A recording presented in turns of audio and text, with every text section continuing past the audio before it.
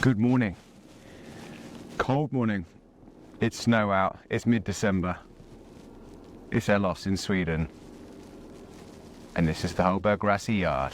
And behind me is the brand new Hallberg Rassy 69. The latest, the greatest. And certainly the largest Hallberg Rassy ever built.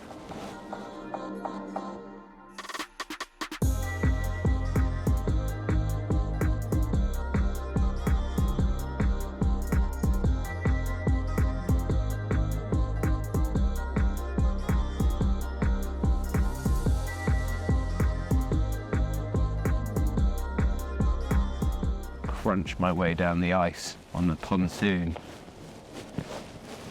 to show you a little bit about just how large this new flagship is. It's just gone 8 in the morning here, waiting for a bit more light. We arrived here last night to spend 3 nights on board on these short winter days before this first boat, the keel gets taken off and goes straight to the Düsseldorf boat show in January. Twin rudders, twin helms. This one's spec'd with an enormous carbon fibre mast. In-mast furling, Selden, and a very fine set of sails, I'm told, as well. So we will go out in the archipelago, see what she's got.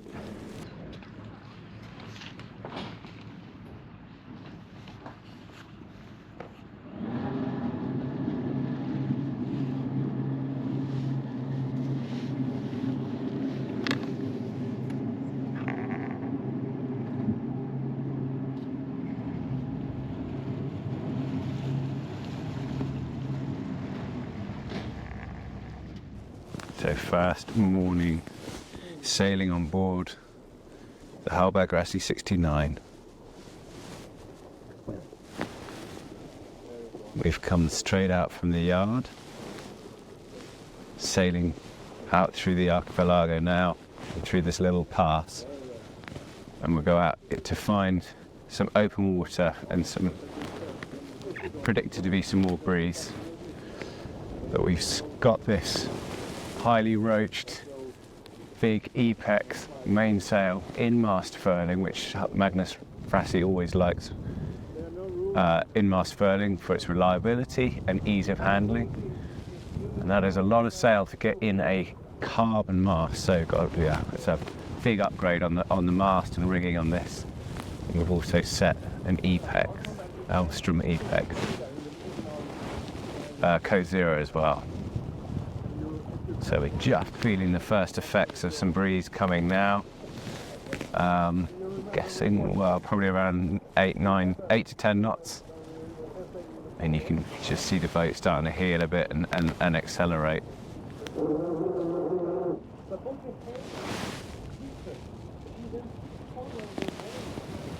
Everything on hydraulics, on push button hydraulic here. So you can control the winches with the push buttons or from the helm itself. And these are, Lumar 80s. So the biggest winches that Lumar do for production yachts, and you need hydraulic grunt when you're going to that size. So we have just come out from the yard. I'm not going to lie, it's not warm. You can probably see that. But it doesn't take much to warm this boat up. You've got a lot of waterline length, sail set, and she's straight into 9 and 10 knot figures. So you can probably see there's only between about 10, 12 true knots of wind, and we're reaching along at around 110 degrees true with a Code 0 set. But yeah, as soon as there's anything over around 12 knots of breeze, she's into double figures very easily and stays there. And I think the big difference you feel straight away is how easy it is to maintain these high boat speeds. We haven't yet dipped under 9 knots. We've clocked over 11. We're only about half an hour into sailing. So this is a boat that's going to get you places quickly. That's the first thing you can tell. Day two sailing the Hallberg Rassy 69. We've come out through the archipelago. We've got no idea how much wind there is because the wind instruments are freezing. I'm freezing, well, my body's warm. But we've just got out into the open water here, and I would guess we've got at least double figures, maybe somewhere around sort of 12 knot mark at the moment. Maybe it'll rise even more.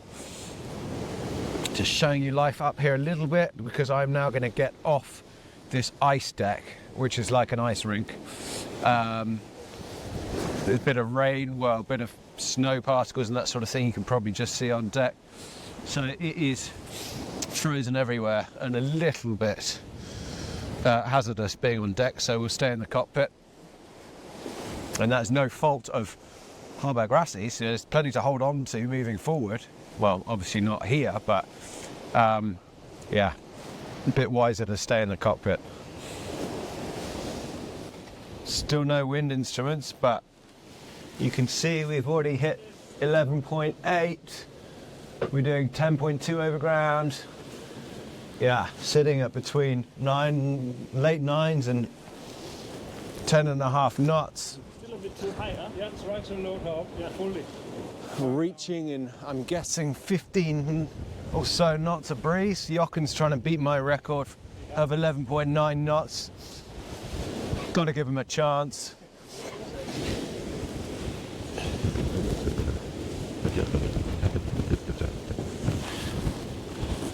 Feels a bit warmer when you're going faster. So day two, sailing here. We've got a bit more breeze today, I would guess, at around 15, 16 knots at the moment on the puffs, but it is quite puffy. Code 0 again, weapon of choice again today. And it's good fun sailing.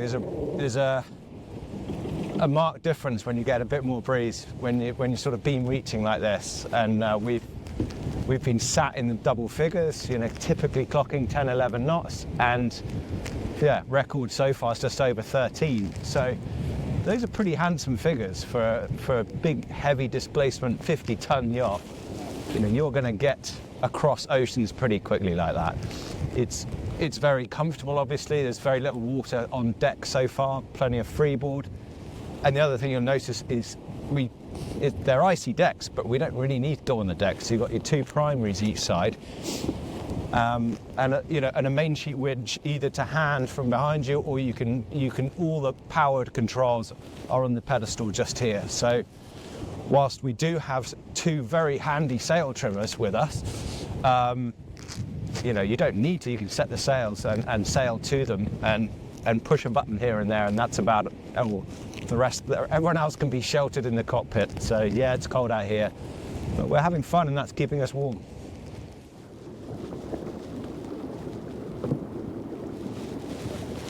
So a little bit of upwind sailing. So got the, I mean, it's still called a jib, but it's slightly overlapping, 105% jib. And these are Elstrom's Epex sails. So the main sail you can see has full length battens with partial battens in between, and that's a Technora black fibre with a heavy taffeta sail, heavy taffeta membrane. It's going through a tack.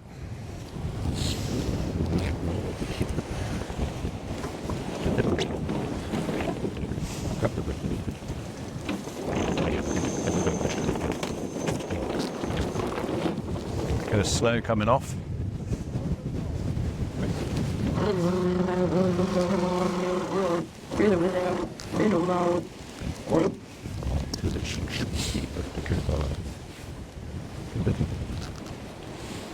Yeah, and Soren from Elvstrom saying that these, you know, Technora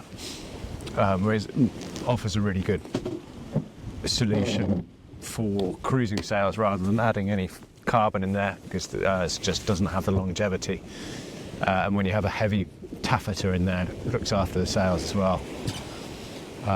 And then in-mast furling, you know, Hallberg Rassy is something they've always done. Magnus doesn't believe in boom furling. This is because the reason being because you have to be quite specific with in-boom furling when you want to refit. You have to get the boom angle exactly right. Whereas this, you know, you can furl away going downwind and that sort of thing. It's, for want of a better expression, pretty idiot-proof. You know, especially for people sailing short-handed. You push a button and the sail goes into the mast. And it's pretty amazing. And you look at the size of this mainsail, the profile of the mast, how much sail is going inside there. I mean, the technology of in-mast furling really has increased a lot, and that also helps explain why they've done this size, because this is the largest carbon in-mast furling mast that Selden have done and been able to do thus far. And Hallberg Rassy's responded with its largest yacht it's built so far. Ice sailing. And that's why you always have a tow rail. Last bit of short tacking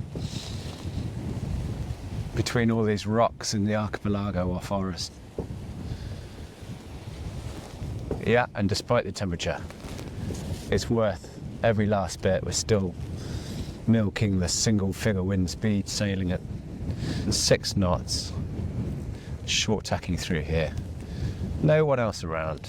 Got the place to ourselves. How about that?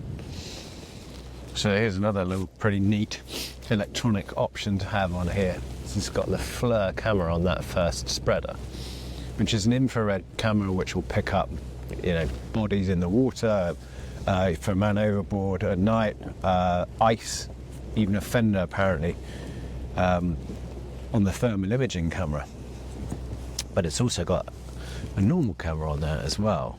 So you can see up ahead here, we're heading into this marina in the distance.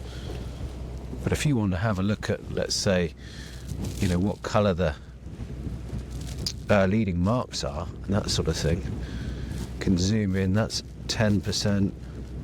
We can go up to 30 times zoom. So let's go right in on that first channel marker. I mean, that's amazing. Look at that.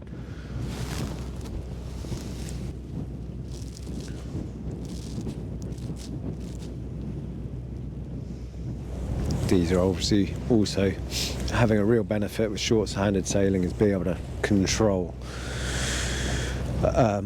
all your hydraulics so easily from here, and your sail shape as well.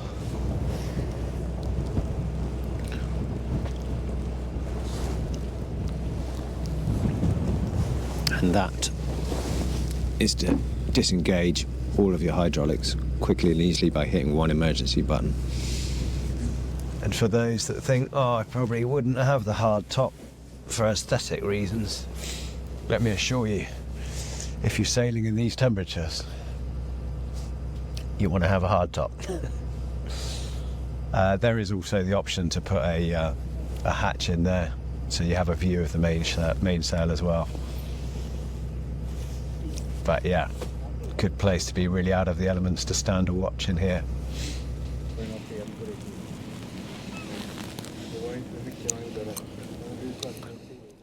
So we're 1 hour off darkness as we return to Elos, the Hallberg Rassy yard. Just going through the thin sheet of ice in the marina here. Magnus on the wheel taking us in. So this boat has obviously both bow and stern thrusters. Another neat option it has is a dockmate system, which is a remote control joystick. So I'll show you that it's down at the nav station at the moment, but it means if you were short-handed or even a solo sailing this, you could engage the throttle and both these thrusters here from a remote control. So it's just going to take a bit of time to show you a few of the features on deck. The noise is the cranes. They've just lifted a 372 there, but hopefully you'll pick this up all right. Oh, there we go, the noise is going up a bit. Anyway, you'll have to take my word for it. I've just been for a swim. course I haven't, it's frozen over. But I want to show you the transom, the swim platform, swimming ladder which goes on there, and obviously the dinghy garage inside here. So you get a bit of an idea of the space in here.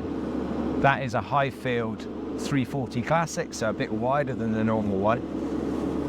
I'll keep shouting over the noise, but that is, you can see there, it's on a sort of sled, and that comes out on these tracks, and then you have those big chunky rollers which fit on here, which means the whole thing can slip out, rotate and launch manually with the engine on without needing a winch or anything.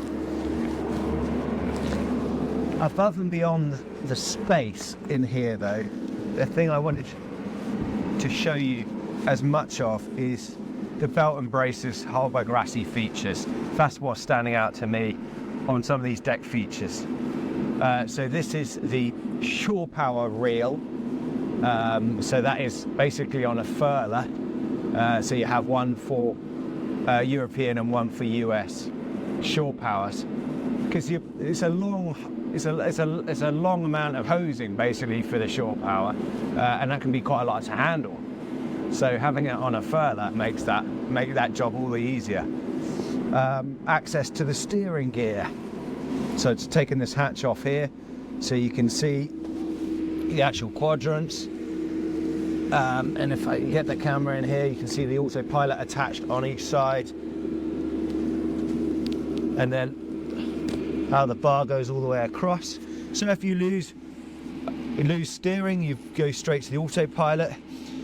If you lose the other one autopilot, you go to the other autopilot. If you lose your rudders altogether, you lose those steering altogether, there's your emergency tiller.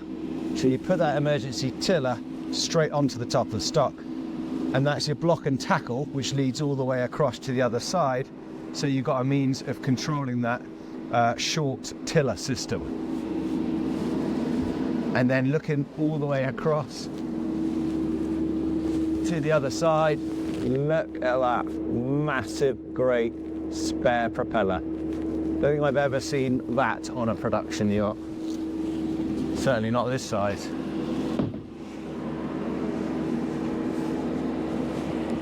One other noteworthy feature is not just an emergency ladder. Should you fall in the water, there's a switch there which is lit up at night as well. So you push that and then the whole transom will come down. There is also an emergency ladder as well. And there's your shore power inlets from deck access without going out. Deck wash system, there's 3 of them around the deck. And a transom shower there. And there's the deck access into that lazarette, so you can store and keep, you can get access to that whilst underway easily enough to be able to stow things in there. We're moving very slowly because it's ice on deck. There's a quarter locker there for all your fenders with a tie bar on there as well, nice and deep. Right, well, the noise is down a bit from the crane. I'm going to perilously make my way up the side deck, icy, slowly and slippery, from this big primary step here. You see the nice clean sheet leads moving forward. I've got a good tow rail here from the security, massive, great chunky cleats there as well. And this is a PU, it's a polyurethane style deck, and that means it's moulded, it poured into mould, which means that Hallberg Rassy can keep their proper tow rails and that sort of thing. Nice new Selden style longitudinal Genoa tracks here, which are just on pulleys, so no pin stops on them. You just set the angle you want, which you can see back to that clutch there. So you set that to get your desired car angle. You've got a short handrail on the roof there, and then if you've got the hard top one up there as well. The solar capacity on this boat is more for keeping the batteries topped up. Obviously there's a big engine, big genset and that sort of thing. So that's not their purpose. It's, you know, when you're leaving the boat, it's keeping that massive lithium-ion battery bank topped up. And this is all one big flush deck. Well, I call it flush, but you've still got mushroom vents there for natural ventilation throughout the boat. Other than that, flush hatches. Oh, sorry, I was just doing my coat up. It is bolting. Jeepers, my hands. Yeah, flush deck, apart from the mushroom vents. And then I've just opened up these 2 hatches here for the sail locker and the anchor locker as well. Get a good idea, it's just from that folding bike there, how big this sail locker is. Now there is an option, as I descend in here, there is an option to use this forward cabin as a crew cabin. They haven't done it on the plans yet, it's just if someone asks about it, it would have its own separate entrance, but then you would lose the VIP cabin forward. So I don't know if anyone would choose that, because, well, Hallberg Rassy certainly think this will be an owner-operated boat, you know, with occasional maintenance, that sort of thing from a crew. Anyway, sail locker, so very wide, spacious locker, plenty of room for sails, obviously, but you know, or extras in here as well. This hatch below, here you have a retractable Sleipner bow thruster and a hydraulic power pack. Watertight bulkhead forward, watertight bulkhead aft. So there's a vent for the battery box, and any through hull fittings are all labelled, so you know exactly what they're doing. It's all felt and braces stuff. Very, very tidily done. Which leaves the anchor locker further forward. So you got the windlass nicely raised up here, bit of space for warps and that sort of thing, and then a little hatch here to get at the chain locker. So in there you have 100 meters of 13mm chain. And there is both a deck wash outlet, anchor wash system, and also an anchor wash system within inside the bowsprit itself. So as the anchor's coming up within the bow roller in the bowsprit, there's a wash system in there. So you get a double girth keeping your chain clean. Recessed powered furler and a recessed Reckman Code 0 furler within the bowsprit as well. Coming in from the cold. You come down from that cockpit area, down these steep steps here, wide, tall steps. The point of that is they're not soaking up too much of this interior space. But nice, I mean, those are stiff, freestanding steps. They've got stainless steel inside them there. And yeah, I wanted to show you a bit of a look around in the dark here. Well, it is dark, quite a lot, obviously. It's December in Sweden. But hopefully, through this camera angle, you will be able to note the cozy environment it is. Yes, it's lovely down here. It's basically 20 degrees the whole time with diesel heating going. And that makes a big, big difference, about 30-degree difference. But temperature aside, the indirect lighting, the warmth of the woodwork, and the sort of cozy ambiance atmosphere that Hallberg Rassy is renowned for, and what it's done here. It's a 70-foot yacht, but you'll notice how it's still geared around, you know, a small amount of people using it, not feeling massive. So it's really set up for a couple in a way, with those 2 armchairs here, or seating for 4 around here, a family or couple with guests. Not a massive galley, and everywhere, you know, it feels like an approachable space, not a super yacht space. And that's a nice thing to achieve if that's what you're going for. And it's also, you'll notice, a single level sole right through to the forward cabin and right aft to the aft cabin. Navigation station, obviously. Everything hidden behind doors. All the instruments hidden behind doors. So I'll go through the boat in more detail, but we go through a passageway here. Here's one of the first options you can have. There's a laundry room in here and a walk-in closet in there. They could be a Pullman cabin, so you can go for a 5 cabin option. This is the 4 cabin, and what Hallberg Rassy presumes will be the most popular option to have. So you can split this berth and have 2 back here. Yeah, so you can have a 5th cabin in there. You can have a V berth up forward and things, but this first boat is what they presume will be the most popular. This one being Magnus Rassy's boat. He always builds the first boat for himself. I'll try to remember to show you this during the day as well, because you'll get a better idea of just how much natural light is coming down through that overhead, the aft facing window, the hull windows each side, you know, the opening coach roof windows. But yeah, what a lovely big private space here for the owners to have. Sofa to port, desk area here to starboard, and obviously there's an ensuite heads and separate shower. So the electric heads offset at a 45-degree angle there, and then you have a separate door into the shower area with a rainfall and a roving head. This one here has just shelving in there. So this whole cut out of this heads area is cut away into the walk-in engine room, which we'll go into. And ordinarily that would be a washer dryer space in there. This one has both a washer and a dryer separately, which I'll show you. So a nice sink area, really nicely done indeed. Plenty of stowage behind there and underneath as well. Heated towel rail makes a difference. You know, I like my heated towel rails, get those towels dry. And obviously heating ducts out there as well. So yeah, so plenty of warmth on this boat, indirect lighting everywhere you look really.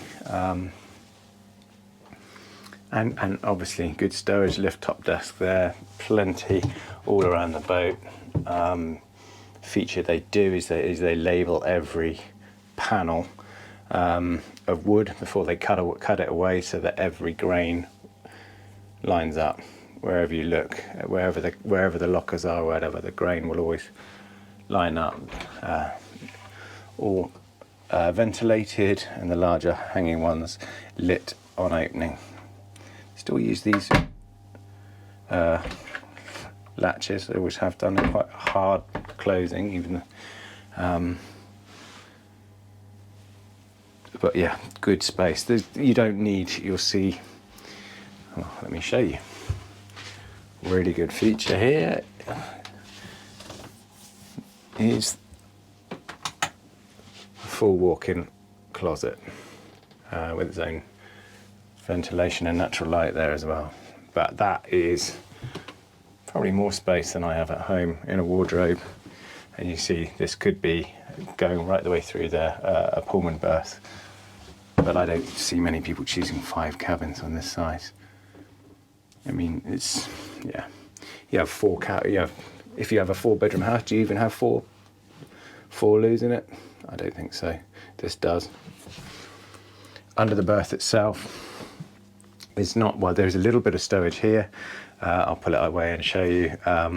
2 calorifiers and a stern thruster. Then a bit more stowage beneath here, and again, lit and ventilated hanging wardrobe back there.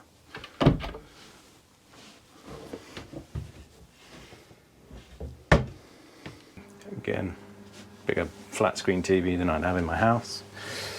Instrument panels hidden behind, so that's you select your thermostat temperature for the cabin.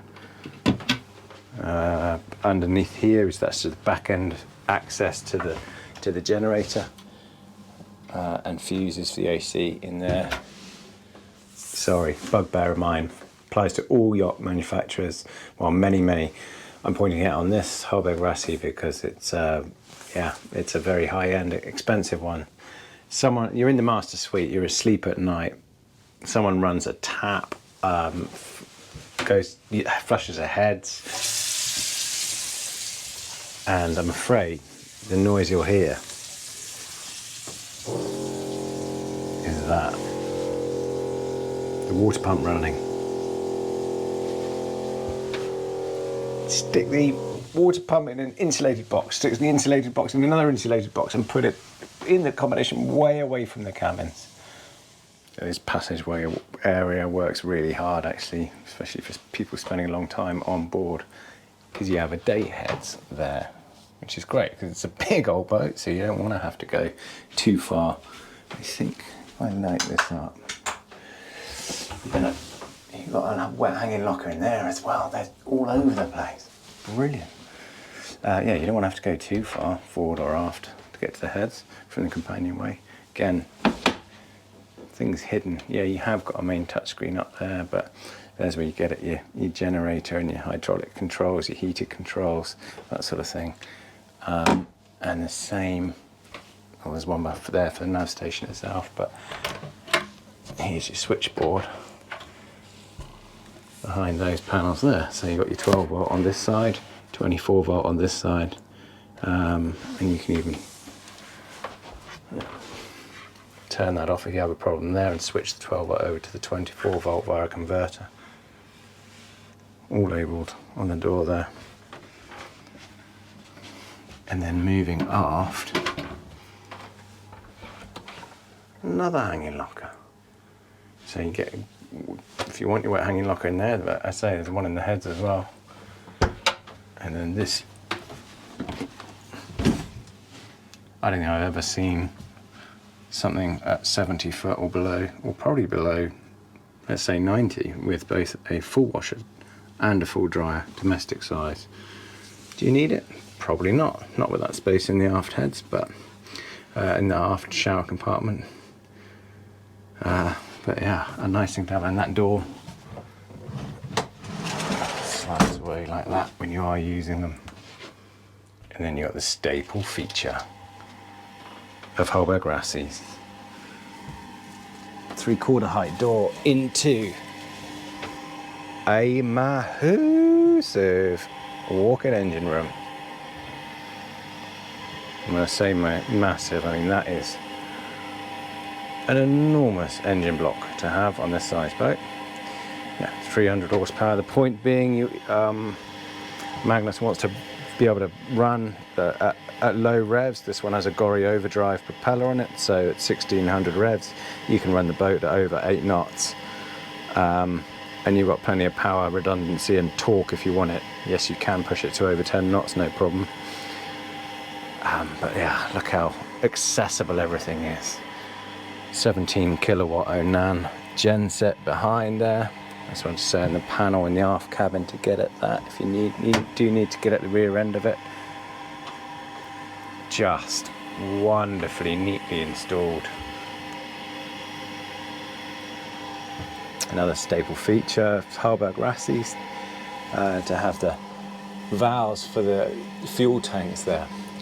So if you do have water collecting in one of the tanks, you can shut it off, you can pump out into the filter and check for the water in there, whether it's separated in the sump itself.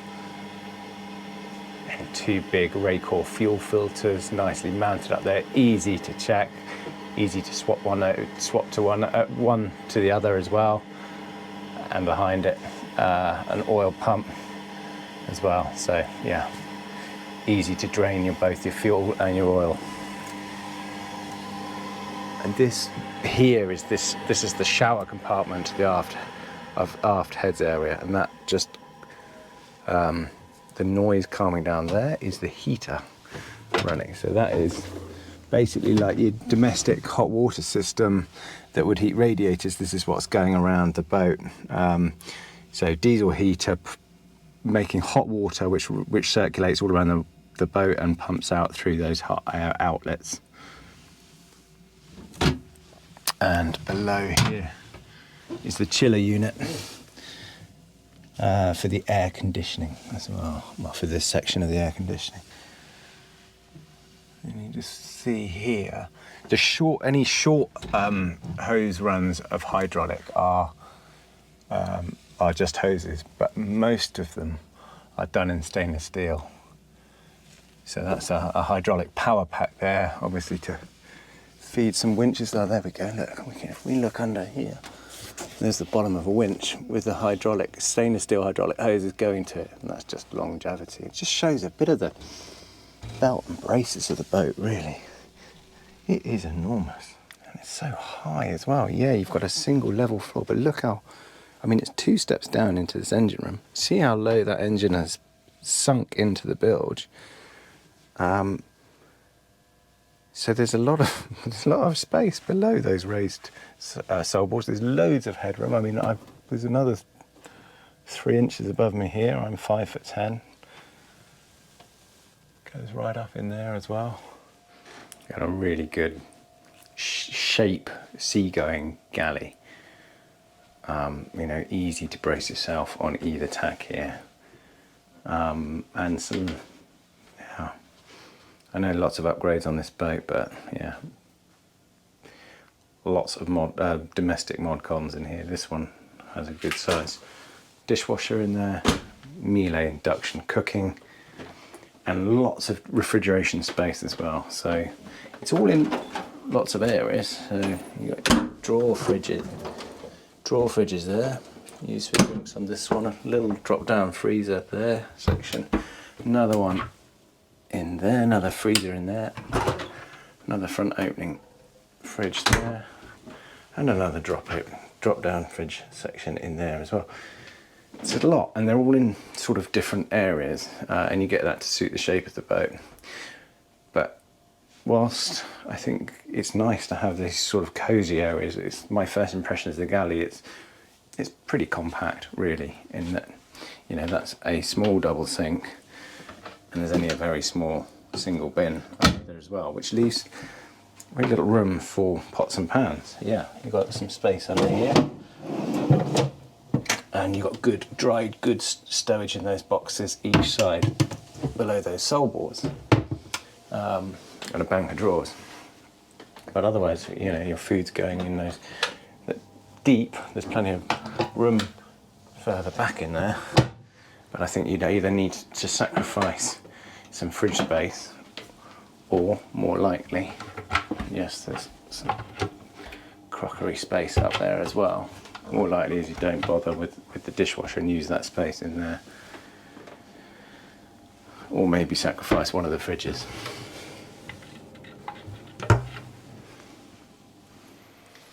So the saloon, no frills, big table. I say big table for a 70-footer. You know, you're only sitting 2, 4, 6 really, with the addition of another tray, maybe 7 around it. But you know, the boat is not aimed at hosting loads of people. Anyway, there's a little bit of stowage underneath here. It's a mixture of stowage mainly there, and technical areas for chiller units and that sort of thing behind. Here you have a 58-inch flat screen which raises up from there on remote control, and then raised stowage and a locker outboard there as well.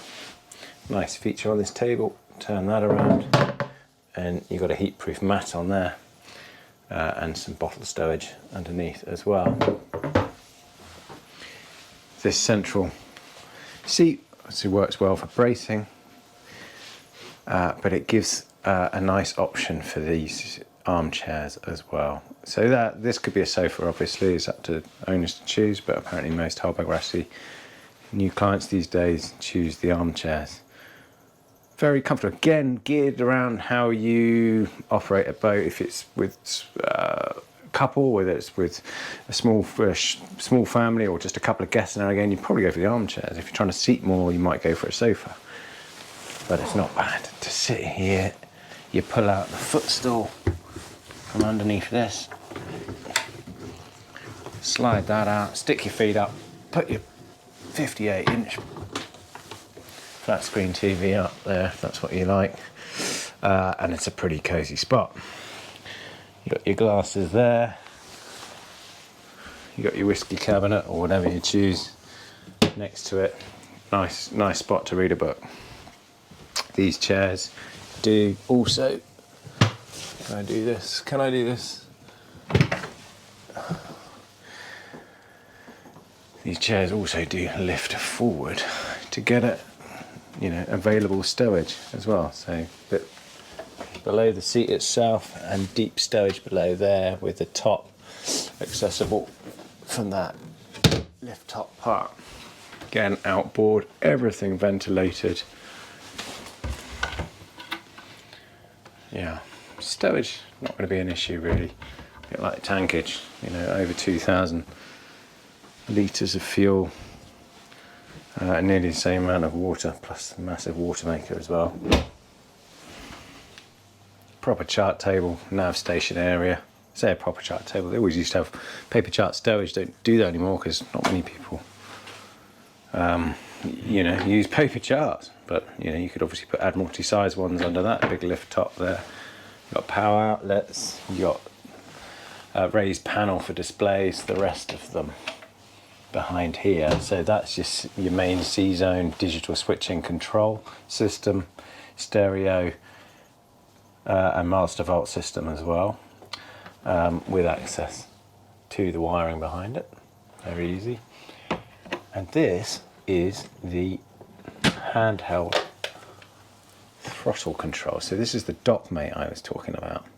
So with that, you can control forward thrust and both bow and stern thruster. So as I say, when solo operating, that is a pretty neat piece of kit. Moving forward from the saloon, again, I know I've pointed out already, but these deep fiddles everywhere, and having been for a full tour through the yard, I really appreciate the build and finish quality of everything. It's this sort of satin finish feel on all the varnish work. The finish quality is exemplary. Solid wood on all these corners. These bulkheads, the main bulkheads, are vinyl ester now, vacuum infused. So composite bulkheads on the main ones. This keel step mast, and you've got an access to get at the bottom of the mast here as well. And then moving forward, double guest cabin to starboard, Pullman cabin to port, VIP cabin forward. Again, there's stowage everywhere, but so look in here. Hanging rail there, nice tall wardrobe, plenty of space below it. You've got a big hydraulic pack underneath there. Yeah, there you go, serving that winch base there, that's the mast base winch, bottom of it, and there's your touch screen for thermostat control. And look how these panels, they're just set off on raised boxes, all varnished. Say the finish quality, everywhere ventilated, every locker lit, superb. Yeah, nice compact double cabin here, again good stowage space. Outboard as well, big hull window, an opening hatch above. You've got dual screens for mosquito and blackout blinds everywhere. Below this berth, a bit of stowage, but mainly have huge great spectrum membranes and filters below here for the water maker. And then to port, there's your Pullman cabin, which I think is while it's compact, you know, for thinking about this again as a 70-foot yacht, this is these pretty small berths to have, but you're in the middle of the ship. This is a great, you know, sleeping berth, either one of them. A great place to be if you're in some, you know, big seaway and that sort of thing, area of least pitching. Bit of stowage out there. Yeah, all reading lights everywhere. You know, each berth has its own reading light. Each reading light has a USB socket underneath it, and you get a tall wardrobe in there. You know, it's not very wide, but plenty of depth in there. Lots of hanging room. Very, very tall indeed. So it's, yeah, 6'3" headroom in here. And then moving forward, this is the heads and shower area for those two cabins. So a good size set for a shower stall. All of them have heated towel rails, electric heads, good deep sinks, good amount of stowage above and below the sink as well. And that leaves the VIP cabin here. So still a good walk around size berth. headboard forward, because that's, you know, that's a watertight bulkhead. Then you go into the massive sail locker, then you get another watertight bulkhead. So there's still plenty of beam forward here. You got a double opening hatch above, again blackout mozzie screens, hull window each side, and only one big locker, but it's big. That's got some real depth to it there, and plenty of height as well. Again, raised lockers all the way around, and you get this nice little vanity desk area. So that stool flips out to sit at that. And you've got a big mirror there, a little lift top desk, and again more stowage. And look at this. So why is that split there? Because it butterflies open. Of course it does. Attention to detail. So you can get at it with a stool there. And just a little bit of extra space. Don't know, you might want to put some shoes in there. Yeah, look at these. Each one has a little rubber nipple on it to stop it banging around, make the fit absolutely perfect. They've all been put through their amazing sanding varnishing machine they have in the yard here. So yeah, these oak veneers all get 8 coats of varnish on them. Hard wearing areas get 10 coats. It's very, very impressive. And then there's your ensuite as well. Another big heads area. A little bit of ventilation up there, and yeah, separate shower stall in there. There's plenty of space. This does have some foulies in it, but there's plenty of space in those wet hanging lockers for those aft as well. This is what it's like at heel. So we are fully heeled over, under full head sail and main. You see the water rushing past the hull there. Easy to get to the galley, good fiddles, good grab rails all around. And the same again at the nav station. If you are moving forward, you know, easy to get through the passageway aft, obviously. You've got that grab rail there, you've got one on this seat here. The only thing is it's tall, this is a high boat, so if you're grabbing that, you know, if you are shorter than, I guess, maybe 5'7", 5'6", you're going to struggle. But you can brace against this. But then moving forward, listen to this. Can you hear that?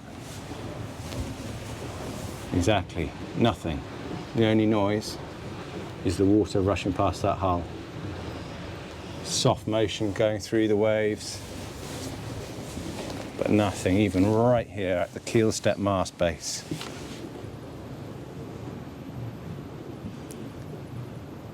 And that is what a high quality build, 50-ton displacement buys you. Magnus, we have just spent 2 days aboard your new Hallberg Rassy 69. It's a fabulous yacht. We're sitting in the heart of it. You describe it as the greatest Hallberg Rassy of all time, which is a big statement. Why? Because it's so great to sail the boat. It's a great feeling sailing it, and you would sail a long distance every hour, every 24 hours. So you can do so much things with the boat. You can sail it with the two of you on board. You can sail with family and friends on board. You have possibilities to sail around the world or even sail locally. You have all the possibilities with this boat, and it offers so much comfort. It's beyond anything we have built before. The same could be applied with that logic with a lot of your boats, especially, you know, from the 44 upwards, really. This boat feels cozy within, but yes, it has the length and displacement to really eat the miles. What are your top features on this yacht that you can't have on those smaller boats? It's even more easy handling. We offer similar solutions on smaller boats, but here you get the solution to handle a boat of this size as easily as a 40-footer. And that's a big difference, because you have both the ease of handling and the space and the accommodation and the tankage and the big batteries and all those things that make life on board easy and comfortable. And who do you envisage buying the boat? Any successful person who enjoys a well-built boat and wants to spend a lot of time on the boat and preferably sail a long distance with it. Magnus, thank you for having us on board. You're most welcome.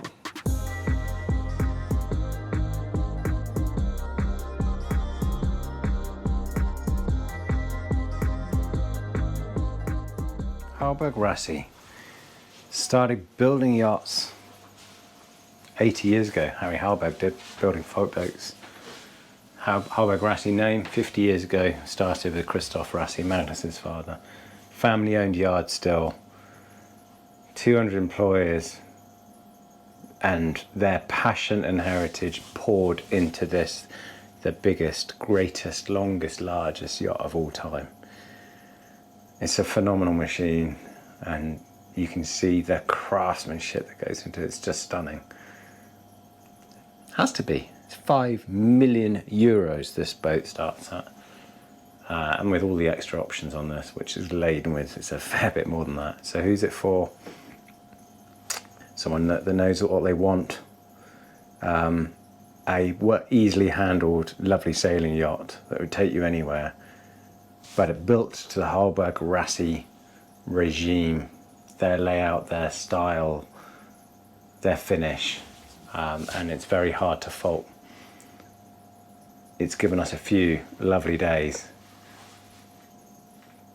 here in mid-December, both in here in the warmth and coziness of this. And I don't think I've ever described a 70-footer as cozy before, but I guess mid-December Sweden has helped bring that out. The warmth and coziness of this interior.